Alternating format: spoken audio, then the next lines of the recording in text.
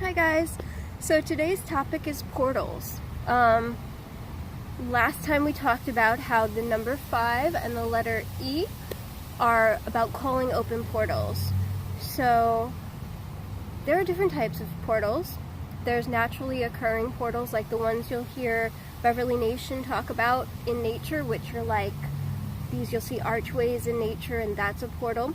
And I'm actually pretty well informed on this topic because the house I grew up in right here, it actually has a portal in it. When I was growing up, in 40 Dreamtime, whatever you want to call it, I would go upstairs and there's this crack behind the china cabinet that's still plastered over to this day, which is crazy. But I'd go behind this and I'd access, my dad was a nerd, so he had a PC in the 80s, so I guess that's where this mindset came from.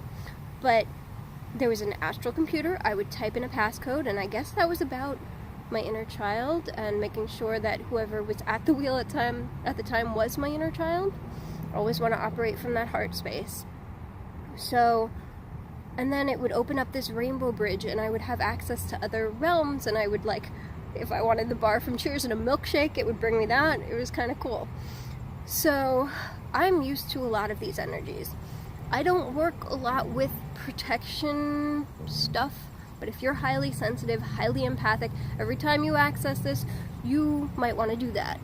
You can do a salt circle, or you can just take a minute and make a statement of intent and tell your guides, thank you. Thank you for protecting me.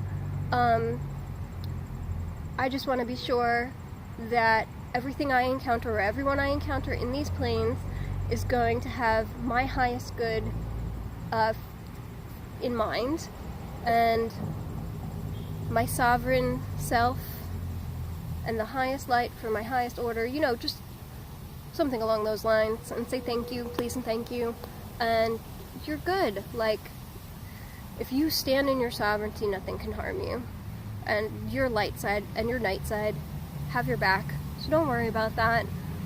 If you have trouble detoxing your pineal gland, this little blue marble right here, apple cider vinegar shots are amazing, really help. They're gross, but it will really clean that off.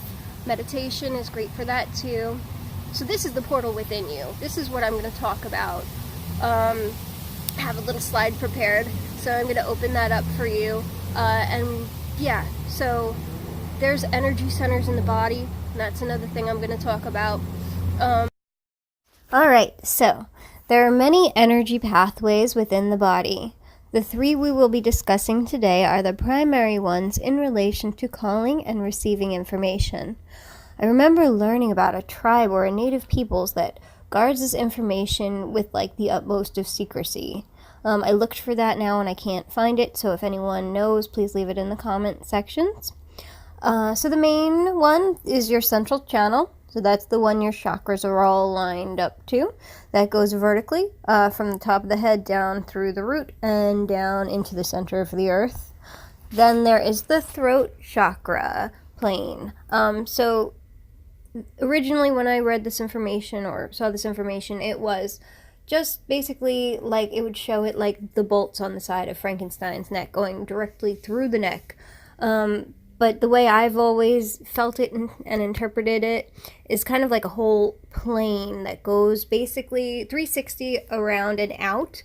And it extends from like your collarbone to your nose. So it's a decent sized plane. And then the other one, the third eye channel, goes from the bottom back of your skull through your pineal gland and out your forehead. And when you tilt your head back, when you're getting into that deep meditation and your kundalini is rising, tilting your head back and uniting that one plane with the unicorn chakra, the third eye chakra, that allows you to access and open those upper chakras or upper portal points more easily. So here's the channeled information now. Flower of Life expands in all dimensions and connects the call. These are the eyes, the eye of Horus and Ra. One is above and one is below. Horus saw sky, and Ra saw earth, but he was also the sun disk. Neither can work individually. Ego must be aligned with spirit. Balance of all things, including the ego. Getting your vertical cables aligned. So, I just wanted to mention, the emerald tablets, they talk about this alignment of the body, and it's more like about extension of life through aligning your body with the magnetic poles. But my guides have told me that this will also help with getting your vertical cables aligned.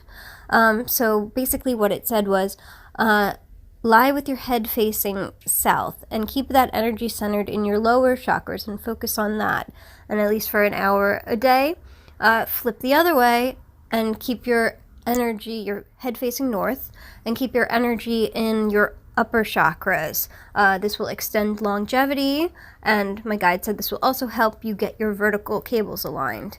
You can also ask for your dreamtime aspects, your higher selves. You can ask for Gaia in help with facilitating this also.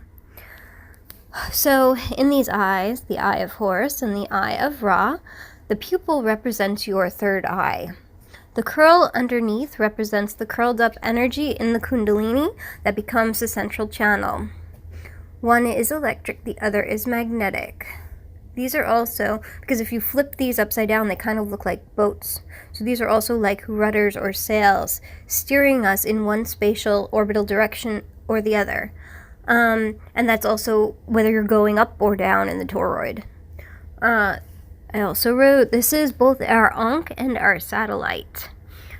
So with the ankh, the original thing with the ankh, the way that you make that into kind of like a portal-like eye, if you look at it, so if you don't have one, make one out of like tin foil, or you can use like pipe cleaners. So you're going to look through the center of the ankh, then you're going to focus on the outside of the ankh, and focus on the inside of the ankh, and focus on the outside of the ankh. And basically when your brain gets a little numb, then you turn the ankh 90 degrees, and looking through it, you can kind of peer through the veil. So that's cool. That's kind of the original purpose of the ankh, but you'll also notice that this shape makes an ankh too. So, satellite. The original sa comes from to satisfy. So, satisfy and tell light. That sounds like light workers to me. Okay, so your higher chakra connection points happen through the ether or plasma, and that'll be the next part of this 5E Call Open Portal series. Alrighty, that's all, folks. Peace, love, light. I love you. Stay strong. Bye.